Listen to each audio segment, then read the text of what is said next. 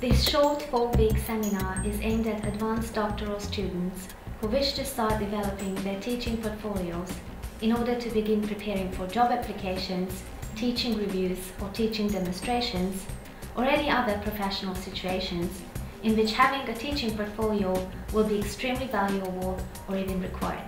A teaching portfolio is a collection of evidence and reflection, documenting strengths, skills, achievements, and overall development as a scholar teacher. Participants develop ideas for what to include in the portfolio based on the actual experience in teaching, expectations, and areas of interest. For creating and displaying participants' electronic teaching portfolios, the CEU e-portfolio is used. In fall 2012, a CEU student who was involved in field research in Istanbul joined the seminar as an online participant. This course is one of our seminars for excellence in teaching, and it focuses on the development of professional teaching portfolios for our doctoral students. We look at a whole range of examples of actual portfolios, both from novice and experienced teachers. We look at paper-based portfolios and online portfolios, and then, crucially, we work on the participants' own early portfolios. Working on an electronic teaching portfolio provides for an ongoing, sustained engagement with one's own development, work and achievements. And this way it becomes a personal learning environment. But at the same time, it can provide for the development of a learning community, because students can share their own portfolios with each other as a group or with individual peers or even their instructors, mentors, supervisors. And they can provide comments, feedback and inspiring ideas about their teaching portfolios.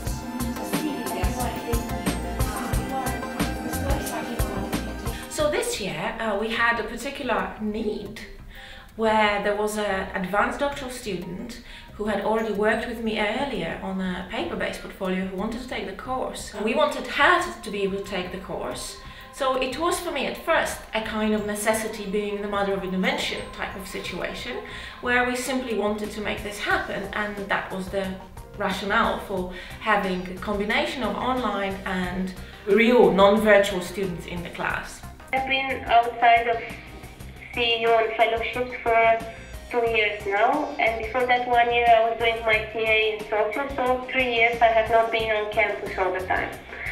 So in a way, to be able to go back and to participate in some CEU related activity was great for me, and otherwise I couldn't have done it.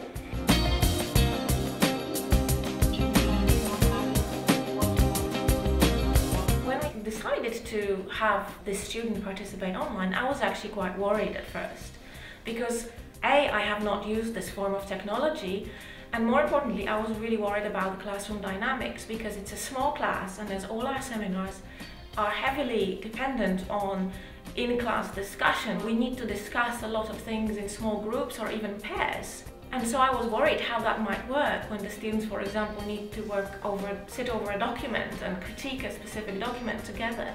How that will work with one student being, a face projected on the wall. So when we started the preparations for this seminar, we thought it is important to set the climate. So I organized a meeting, an online meeting with Divna, and discussed the weekly topics, and even discussed the actual activities that were planned for the weekly sessions. For the first time, in my life as a student, I knew every time what will happen in every next session and how that it will go, where I would be most likely to participate. And there were lots of things that were pre-circulated and had to be done in advance, so that kind of put you in a better position when you were in the course. You already had done some work before getting information from the instructor during the class session. We wanted to make sure that the students who are in the classroom get used to the environment and also having an online participant in the group. And one of the main principles was that all students, participants of this seminar, should be equal participants, which meant that they should get the opportunity to be actively involved in the in-class discussions, in the in-class activities. Actually, the atmosphere of the course was really very nice because it was very interactive. I mean, we could freely ask questions and make comments, and the fact that there was a student in the room but not physically was really an interesting thing to experience, and actually it didn't bother me at all. On the contrary, I mean, it was an interesting experience, like this is the future of teaching and learning. And also it was exciting to be the guinea pig, the first ever online participant. And in a way, so I think the first thing is there is like a psychological barrier that one has to get over with. The fact is that you're part of the class and you see it happening, but to realize that you're not just observing, you are participating. It's not just watching TV and some people talking. And once, I got used to this and accustomed to not to look at it as an outsider participant, but to be engaged in what was happening.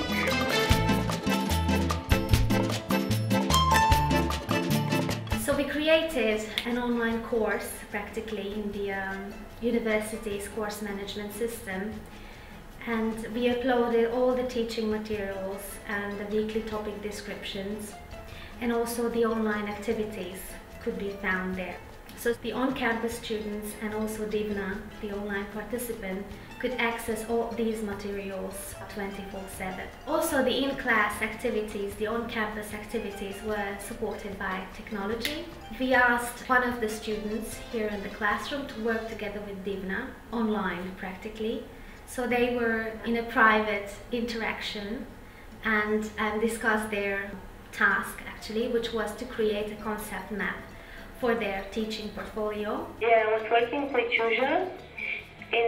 She was one of my partners in the pair work, and for me that was very interesting. And in the beginning I was very skeptical how that would work, mainly because I thought the other person would be kind of freaked out, to be with the headphones and to have to talk to me who is not there and all these things. But actually in the two cases I had to work, I was paired with somebody.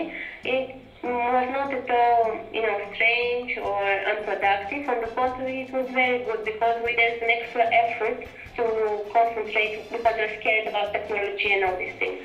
So in a way, my experience of group work was very positive.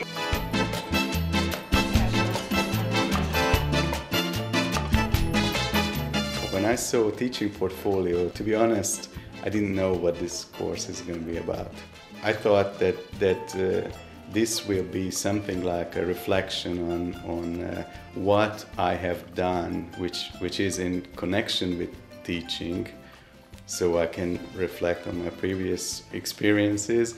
And actually this is partly what happened. And then I learned that this is also something else, that this is not only thinking about it, but putting it into a structured way. And the portfolio meant electronic portfolio in this case. Initially, I always signed up portfolio with basically job applications. And that was one of the interesting, not the discoveries, but let's say I knew that it would not be only about that, but this would be the only thing I would be focusing on when I would prepare a portfolio. So in the course, basically it was unraveled so that it is much more than that. It can be also about structuring your work, having a review of your work, reflecting on it, being honest what you have done, how you have done it, and whether there is room for improvement. And so in this way it was a bit, an eye-opener to come to the course.